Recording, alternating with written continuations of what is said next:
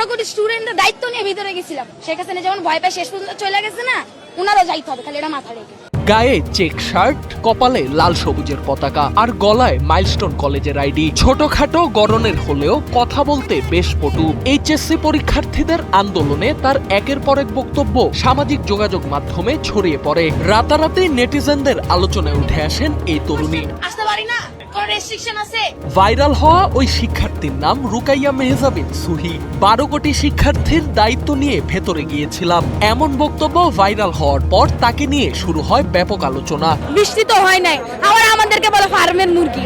Viral ভিডিওতে সুহিকে বলতে শোনা যায়, 12 কোটি স্টুডেন্টের দায়িত্ব নিয়ে ভেতরে যেতে চেয়েছিলাম। শিক্ষামন্ত্রী দেখা করার কথা বললেও শেষ পর্যন্ত করেননি। তার মানে উনি আমাদের ভয় পাইছে। আমাদের নেটিসের এই রাউটারটা খুবই শক্তিশালী একটা রাউটার, 1200 MBPS পর্যন্ত আপনাকে স্পিড দিবে, ডুয়েল ব্যান্ডের একটা রাউটার। তার এমন উদ্ধতপূর্ণ বক্তব্য ঘিরেই সামাজিক যোগাযোগ মাধ্যমে শুরু হয় আলোচনা সমালোচনা। আজকে এখানে শুধু শুধু দাঁড়াই নাই, সকাল থেকে এই পর্যন্ত ফাও এখানে আসি না। তবে সুহি বর্তমানে মাইলস্টোন কলেজের শিক্ষার্থী নন, এমনটাই জানিয়েছে কলেজ কর্তৃপক্ষ।